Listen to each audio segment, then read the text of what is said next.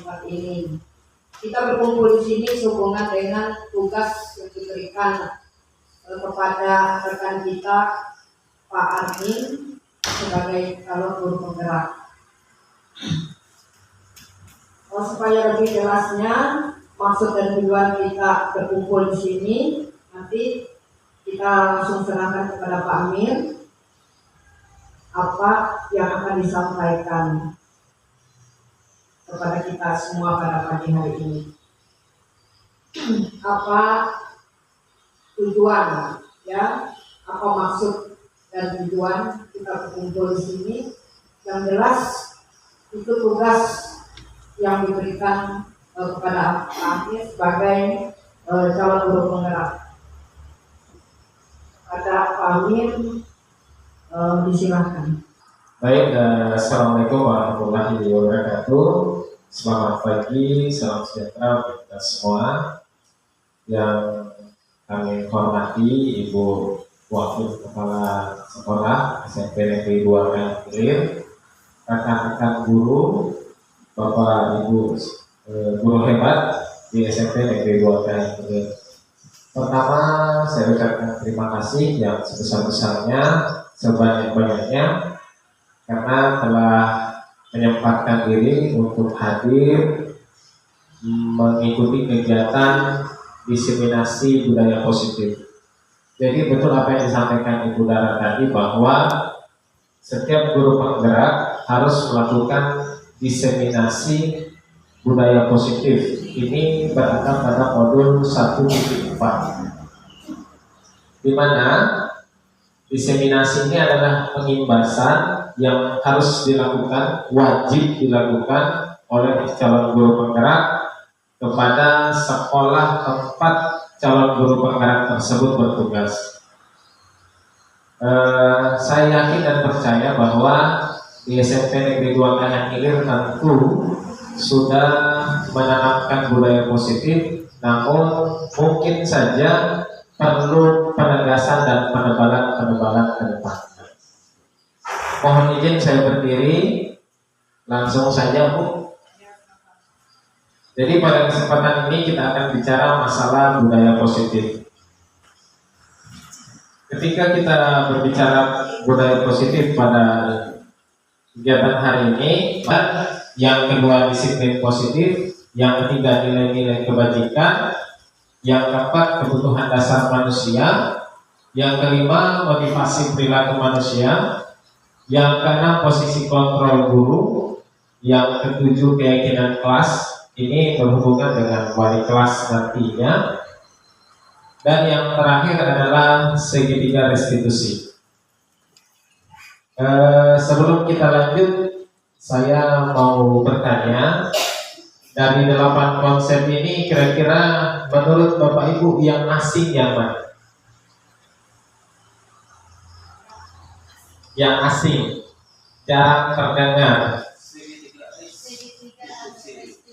Iya, betul sekali, segitiga restitusi. Kita lanjut. Tujuan kegiatan kita pada hari ini yaitu menyebarkan pemahaman mengenai budaya positif. Baik Bapak Ibu, kita masuk pada pembelajaran dengan paradigma baru. Tentu di pembelajaran paradigma baru, utamanya kita yang sekarang menggunakan kurikulum Merdeka, maka profil pelajar Pancasila adalah acuan wajib.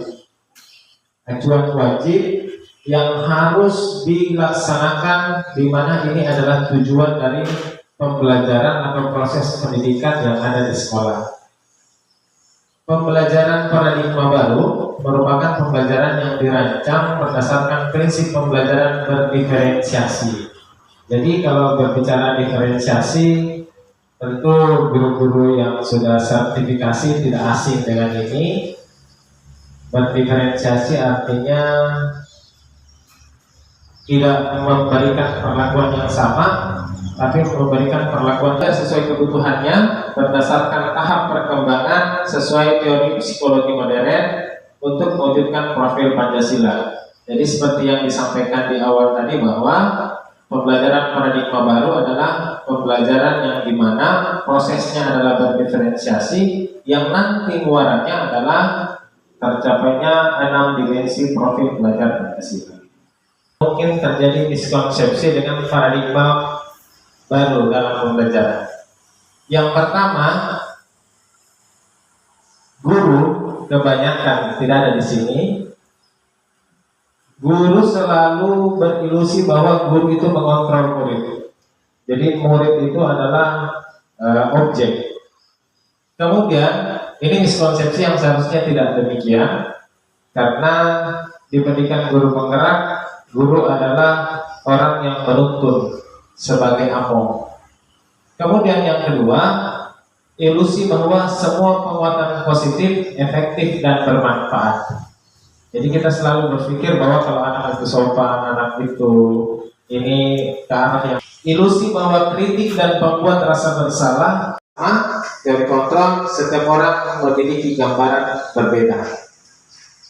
Kita mencoba mengubah orang agar berpandangan sama dengan kita.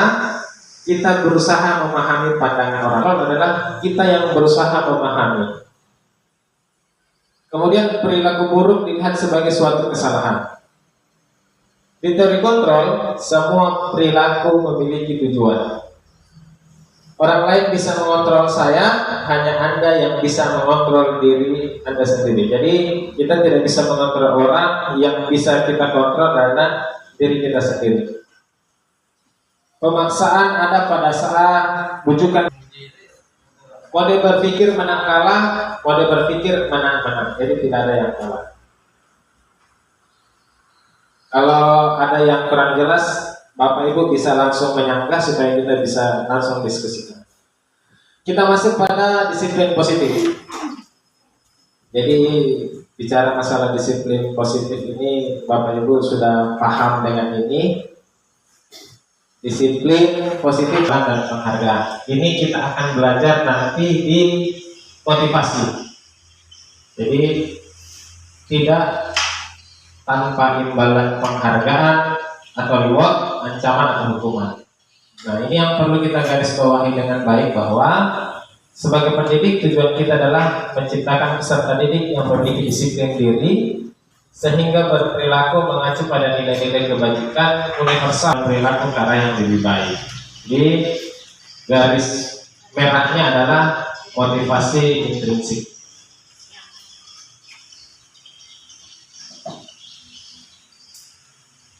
Ini nilai-nilai kebijakan kita yang menjadi dasar adalah skill.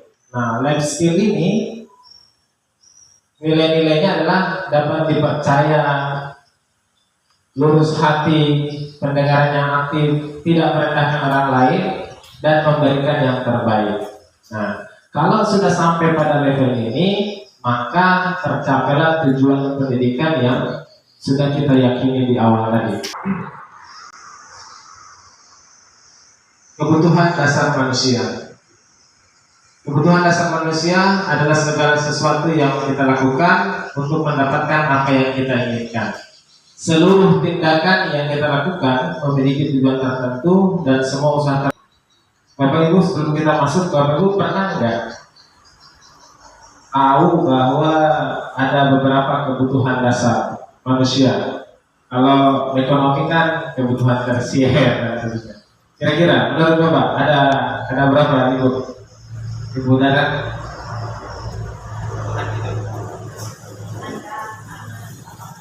Apa kira-kira menurut Ibu? Banyak, Pak. Kebutuhan pokok sandang, pangan, papan.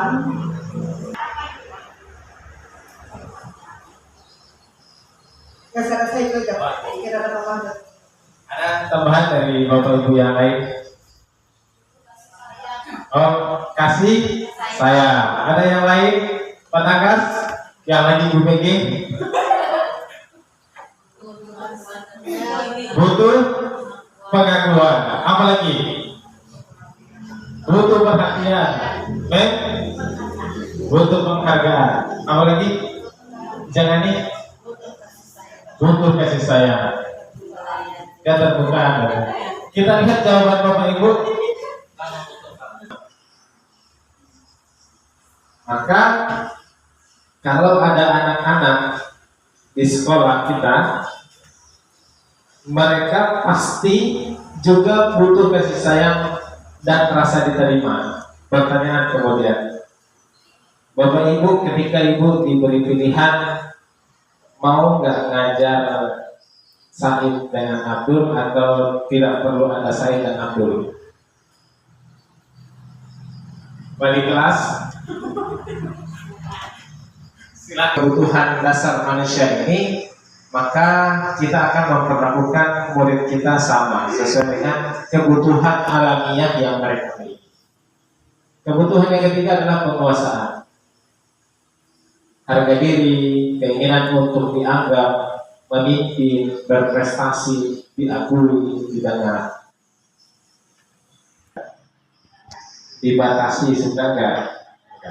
Maka dari itu kebebasan adalah kebutuhan dasar manusia. Yang terakhir adalah kesenangan. Yang positif, betul apa yang saya sampaikan, yang positif. Kesenangan. Jadi bermain, humor, antusiasme dan tertawa. Sekarang ketika ini nih luar biasa, kasih sayang yang tulus, main modus, benar ya. Jadi ketika kita mengetahui 5 kebutuhan dasar ini, kita hanya tinggal mengarahkan saja.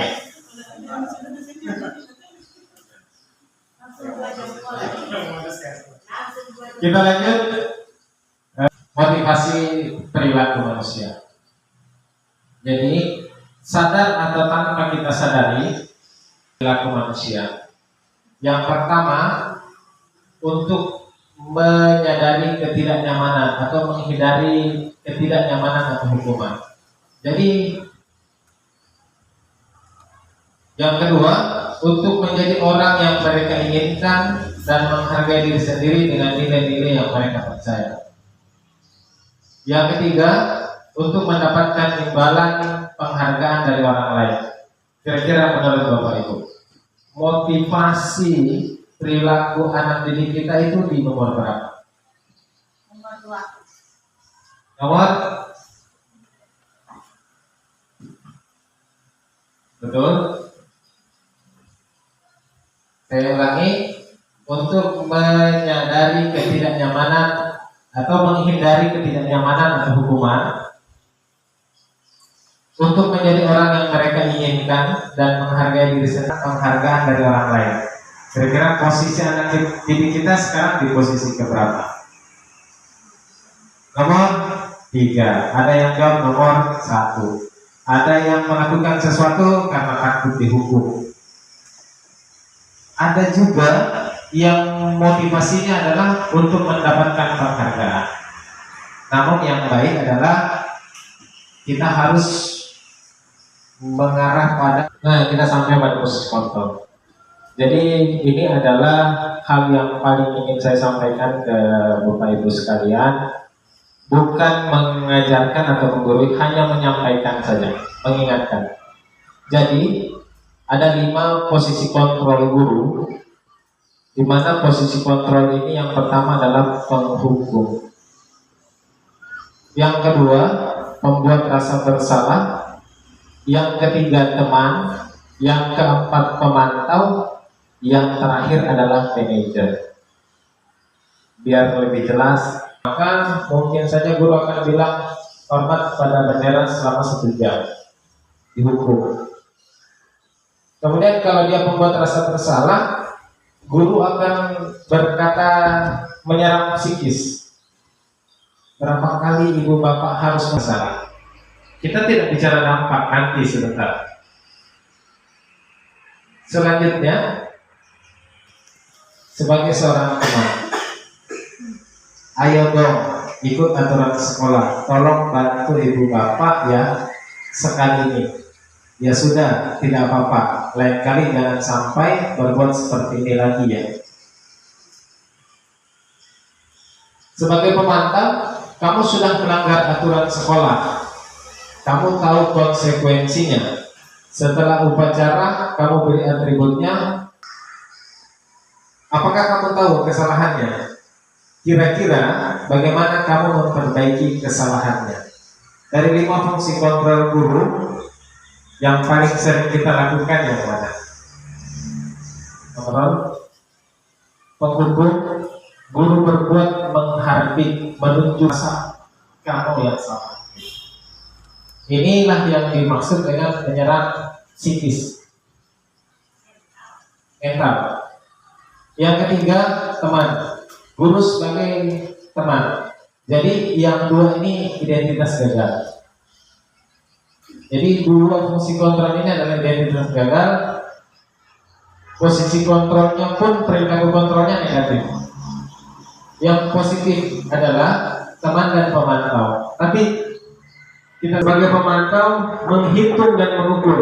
Jadi memberikan gambaran mengenai konsekuensi. Yang terakhir, kontrol diri atau kalau kita fungsi kontrol sebagai pemantau, maka anak merasa selalu diawasi. Terjadilah cerita itu. Kenapa Bapak melanggar lampu merah? Bapak nggak lihat lampu merah, saya lihat Pak, tapi saya tidak lihat Bapak.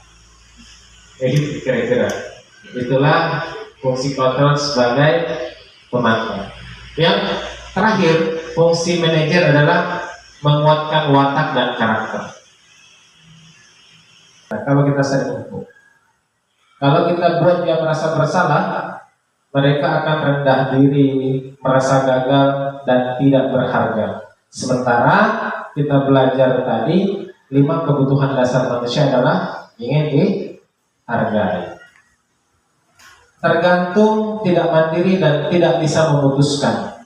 Karena dia menganggap ada orang yang bisa dijadikan teman. Nanti gampang aja, enak aja ada Bu Masni. Enak aja nanti ada batang khas kita. Kalau kita bertindak sebagai manajer, maka murid akan mengevaluasi diri bagaimana menjadi diri yang lebih baik. Kaitan dengan dunia yang berkualitas. Jadi murid meletakkan guru di luar daripada dunianya. Tidak, dia akan membangkang.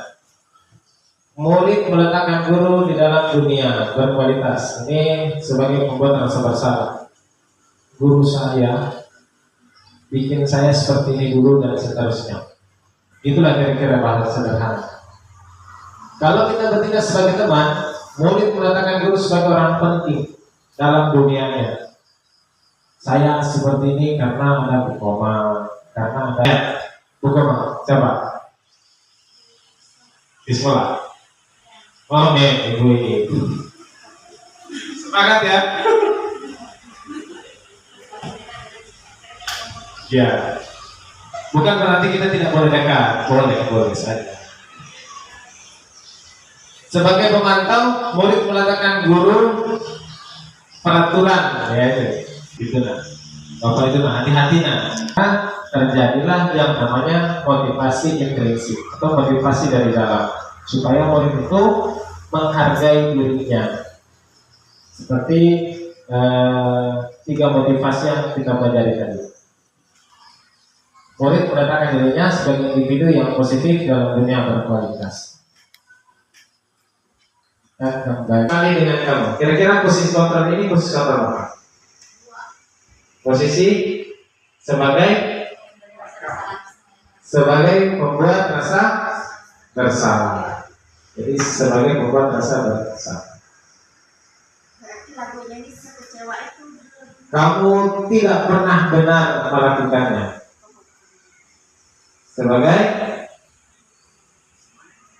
Sebagai bingung, ayo, saudara kira-kira Bu, saudara sudah ngantuk dari tadi. Cepat Bu, tidak lama lagi. Sebagai teman, kamu tidak pernah benar.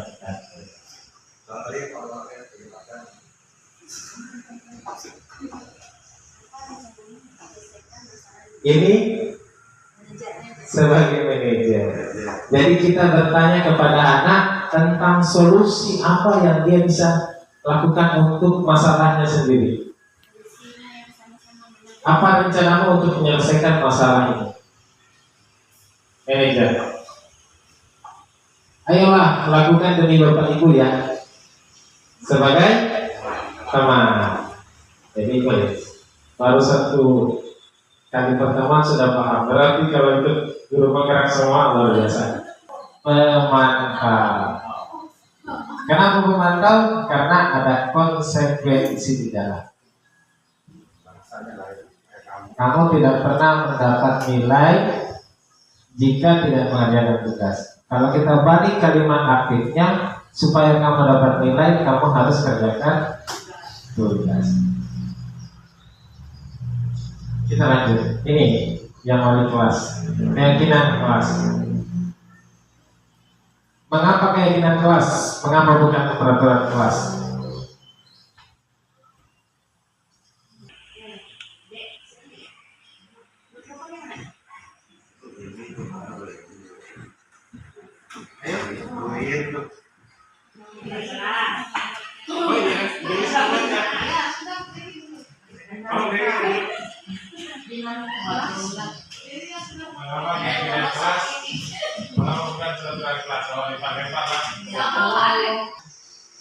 Tetapi kalau keyakinan kelas itu lebih mengarah kepada anak-anak. Jadi kita lebih menyerahkan semua aturan yang ada itu dengan kalimat yang positif dan itu dirundingkan bersama anak-anak.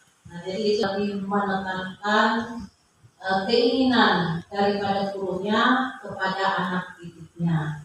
Gitu. Dengan apa dulu?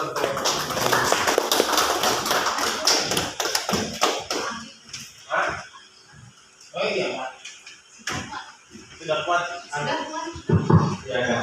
Jadi betul sekali apa yang disampaikan Ibu Dewi, bahwa saya kira jawaban itu mewakili semua ya. Keyakinan kelas betul apa yang disampaikan Ibu Dewi. Beginilah jawaban guru-guru yang sudah khatam di PNN masalah keyakinan kelas. Karena sebagaimana yang kita ketahui Ibu Dewi sudah stabilkan identitasnya, kamu tentu punya alasan kenapa tidak kerja tugas. Yang kenapa? Yang gitu. Ya, mengajak introspeksi diri. Setelah itu kemudian menanyakan keyakinan. Kira-kira keyakinan yang belum ditunjukkan dengan tidak kerja tugas apa? Pak, saya belum menunjukkan nilai tanggung jawab, belum menunjukkan nilai mandiri. Baru kemudian kita melanjutkannya dengan kira-kira menurut kamu bagaimana cara memperbaikinya. Jadi anak itu mencari solusi dari permasalahan yang mereka buat sendiri. Tidak boleh dalam konsep segitiga yang menentukan, tinggal kita menggiring supaya terbangun percaya diri dan nilai-nilai tanggung jawab yang mungkin saja sudah mulai hilang. Selanjutnya di penutup dalam penerapan program disiplin positif, hendaknya guru memiliki standar kepribadian. Standar kepribadian yang seperti apa? Bapak Ibu, kira-kira standar kepribadian seperti apa? Guru yang menuntut. Guru yang menuntut. Guru yang apalagi mengayomi, menjadi teladan. Ya, apalagi Memberikan rasa nyaman. ya, membuat rasa nyaman dan seterusnya. Oh iya, tepuk tangan harus bilang. Kemudian profesional. Profesional itu bukan bahwa guru itu pintar, tidak, ya, di bawah dibandingkan dengan yang lain. Tapi ketika memenuhi standar operasional tadi, maka guru itu dianggap profesional. Semuanya sudah profesional. Alhamdulillah. Sosial yang baik, di mana guru mampu merefleksi dirinya dalam posisi kontrol saat ini. Jadi posisi kontrol yang 5 tadi, bagaimana perjalanan dirinya sebagai AMO, manajer yang menuntut murid-murid menjadi sebelum sana. Refleksi. Siapa yang mau beri refleksi? Ibu Iin dulu. Ayo. Biar saya serahkan kepada teman saya yang baru bapak itu. Kalau itu Dewi sudah sering didengar suaranya yang belum. Semoga kali ini juga mendapat tepuk tangan dari Amin. Atau kita berikan tepuk tangan untuk supaya semangat. keras buat saya. Hal ini dari paparan materi yang sudah Bapak ambil kasih tadi. Satu hal yang sangat saya tangkap positifnya bahwa memang harus mengintrospeksi diri. Sebagai seorang guru memang harus banyak-banyak introspeksi diri. Self control, pengendalian diri dengan penuh penghargaan kepada sesama. Sekian dan terima kasih. Baik, tepuk tangan dulu untuk Mary. Kita dengarkan yang kedua. Kita kayaknya sebagai seorang guru, khususnya saya ya, selama ini mungkin lebih banyak ke arah kontrol, gitu ya. Nah mungkin untuk kedepannya kita lebih harus memahami apa yang dibutuhkan siswa, mendengarkan, sharing dengan siswa apa yang mereka butuhkan. Juga kita juga tidak boleh terlalu egois. Mungkin itu saja ya yang bisa saya sampaikan. Kalau ada yang ingin menambahkan, lebih bersilakan. Baik, mana lagi? Kepada Ibu Anita Handayan SPD, seperti janji tadi kan sudah giliran di sini dan di sini lagi. Dari paparan yang sudah saya dengar sebagian saya bisa mengatakan gitu kan, mungkin cara membawanya kurang ekspresif atau muka saya mantap gitu kan. Mungkin ke depannya mungkin ke depannya seperti Ibu yang katakan tadi, dan diri kita guru ini lagi introspeksi diri lah. Bukan kita hanya menuntut siswa saja, tapi juga kita memberi yang terbaik buat siswa supaya mereka bisa cerdas. Jangan kita cerdas mengajar saja, tapi kita supaya bisa mencerdaskan anak didik kita. Ya walaupun ilmu kita biasa-biasa saja, tapi mereka luar biasa dari sekolah ini.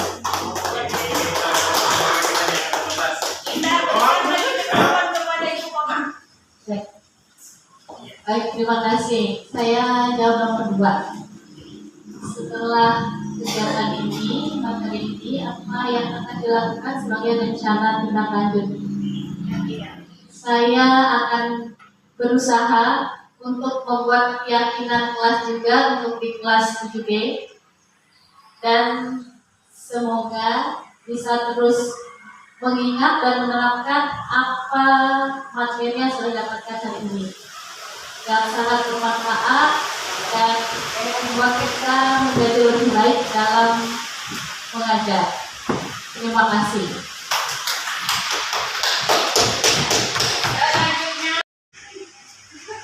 Baik, untuk refleksi dari hasil dari kegiatan orang ini, nampaknya kalau di segi saya, katanya saya harus banyak. Mungkin selama ini yang saya lakukan salah jalan, salah jalur, atau rusak pikiran. Tapi itu adalah bagian dari kepedulian yang kita lakukan kepada siswa. Mungkin cara itu juga familiar, mungkin untuk di karena di PBB ini nampaknya ada baik semua nih, nggak ada yang ekstrimnya. Jadi itu saja. Jadi mungkin saya harus sebenarnya ajak diskusi saya. Terima kasih.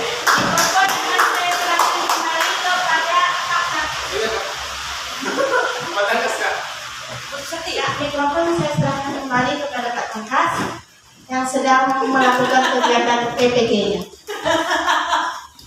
Ya, terima kasih atas kesempatan yang diberikan Pak Amir kepada saya untuk menanggapi, dan saya sudah mempelajari apa yang sudah dipaparkan kepada kami. Refleksi untuk kedepannya, yaitu benar apa yang dikatakan oleh Ibu Anita dan Ibu Iin, ialah sebagai orang guru harus mengajar pada diri sendiri sebelum mengajar. Alhamdulillah. Untuk kedepannya semoga guru CGP ini benar-benar tidak mati sampai di sini dan memberikan paparan materi yang lebih baik lagi untuk guru dan peserta didik. Terima kasih. Baik, ini masukan juga kepada Pak Tangkas yang sedang melakukan kegiatan PPG supaya selanjutnya bisa seperti Bapak CGP ini. Berikan dulu paparan materi, baru Anda memberikan formulir umpan balik kepada kami semua. Ya? Baik, terima kasih kalau bisa dipahami. Selanjutnya, mikrofon ini akan saya serahkan dulu kepada Ibu Susanti. Itu caranya beliau, bukan cara mikrofonnya ke posisi tuh. Baik, dari hal baik apa yang sudah Bapak Ibu pelajari hari ini, sama seperti yang dijelaskan sudah Ibu In sama Ibu tadi, semuanya termasuk di situ. Dan yang kedua, setelah Bapak Ibu memahami materi hari ini, apa yang akan dilakukan sebagai rencana tindak lanjut. Nah, di sini rencana yang harus dilakukan sebagai tindak lanjut, di mana cara kita memahami karakter murid kita supaya lebih baik lagi. Kira cukup. Terima kasih. Satu kali lagi Pak CGP, statement closing dari yang pernah mendaftar ikut CGP. Pak, argumen SBD, guru bahasa Indonesia. Baik, terima kasih atas waktu kesempatannya. Saya ucapkan selamat pagi, selamat bertemu, salam sehat, sejahtera dan bahagia selalu untuk kita semua. Saya pikir dari paparan yang sudah disampaikan oleh admin, ada banyak hal yang diperoleh, terutama untuk posisi kontrol sebagai guru terhadap siswa. Jadi jangan sampai kita terjebak kepada dua posisi guru itu tadi. Pertama tadi sebagai penghukum dan membuat rasa bersalah. Jangan sampai kita berada di posisi kontrol tersebut, supaya peserta didik kita dapat memiliki rasa aman, nyaman, kebutuhannya terpenuhi dan tujuan pembelajaran dapat tercapai. Nah, kemudian untuk yang kedua, hal yang dilakukan untuk selanjutnya, saya sebagai guru akan terus mengevaluasi diri dan mengupgrade pengetahuan profesional sebagai pendidik agar dapat mencapai harapan yang diinginkan kepada peserta didik. Itu saja yang dapat saya sampaikan. Selamat pagi dan terima kasih. Tepuk tangan untuk Bang Abes. Terakhir, nah ini closing statement nih, Bu ingin lewat Dan mau urus surat. Ya, ini hanya sekedar tambahan saja yang seperti yang sudah disampaikan masalah yang dihadapi oleh guru. Kok kelas 7 terus yang buat masalah? Nah ini kan menjadi apa ya untuk guru-guru. Nah setelah kita mempelajari materi ini tentang restitusi kelas dan membuat keyakinan kelas, disinilah kita tentunya belajar. Mungkin dari yang awalnya kita tidak tahu, akhirnya menjadi tahu setelah kita mempelajari ini, dan segala permasalahan yang ada yang kita hadapi ya baik apa perilaku dari anak didik kita. Ini juga merupakan tantangan juga buat kita guru-guru, bagaimana kita bisa untuk mengatasi setiap masalah yang ada, karena saya yakin ya semua permasalahan itu tidak mungkin yang sudah dipelajari hari ini, mungkin itulah trik-trik yang kita bisa lakukan supaya kedepannya kita semakin lebih baik lagi. Terima kasih. Baik, tepuk tangan untuk Terima kasih atas refleksi yang Bapak Ibu berikan. Tentu saya masalah teori bahwa guru adalah pembelajar secara hayat. Ternyata di SMP 2 Kahayan Hilir, sekolah yang sangat saya banggakan ini, ada banyak hal yang mengaplikasikan itu. Jadi introspeksi, kemudian menyadari bahwa ini dan mau dilakukan. Seperti halnya yang disampaikan argumen, Bu Dewi dan teman-teman rekan-rekan guru yang lain, termasuk suhunya Ibu Iin, bahwa guru adalah pembelajar sebenarnya. Dan memang seperti itulah seharusnya, karena kita bergerak dan terus mengikuti perkembangan zaman yang selalu berubah-ubah. Akhirnya saya ucapkan terima kasih. Salah dan kata dan sikap yang mungkin kurang berkenan saya mohon maaf yang sebesar-besarnya. Assalamualaikum warahmatullahi wabarakatuh dan selamat siang. Terima kasih kepada Pak Muhammad Armin sebagai calon guru penggerak yang sudah menjelaskan kepada kita panjang lebar tentang disiplin positif. Kiranya apa yang kita dengar itu tidak berlalu begitu saja, tetapi boleh kita terapkan pertama pada diri kita sendiri sebagai seorang guru atau pendidik, dan juga dapat kita terapkan kepada anak didik kita nantinya. Saya rasa hanya itu saja. Karena sudah tidak ada, kita cukupkan sampai di sini pertemuan kita pada siang hari ini. Selamat siang. selamat siang. Mari kita berdoa sesuai dengan agama berfoto ya. Ya, menurut saya kita berfoto. Mari berfoto. Ya, benar. Kita berjalan dengan baik dan lancar. Duduk ya, duduk. Yang kita masing-masing, semoga kegiatan kita hari ini penuh berkah. Berdoa mulai. Berdoa selesai. Yang di sini kan? Lalu berfoto.